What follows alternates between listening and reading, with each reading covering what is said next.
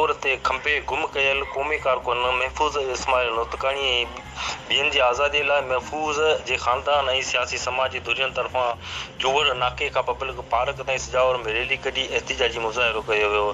इन मौक़े ते ॻाल्हाईंदे महफूज़ जे वालिद इस्माइल नोतकाणी क़ौम परस्त अॻवान अमीर आज़ाद पंवर सचल नोतकाणी ऐं ॿियनि चयो त 24 जून ते महफूज़ खे घुलाइजे मां संदसि घरां राति जे वक़्त में सादा कपिड़ा पातल एहलकार खंबे खणी विया आहिनि।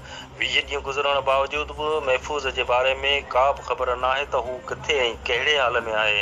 हिननि चयो त महफूज़ जी तबियत अॻु ई ठीकु न हुई ऐं संदसि गुर्दनि जो ऑपरेशन बि थियल आहे। असां संदसि सिहत ऐं ज़िंदगीअ लाइ परेशान आहियूं। महफूज़ बिल्कुलु बेॾोही आहे। हिन को बि ग़ैर क़ानूनी अमल नाहे कयो।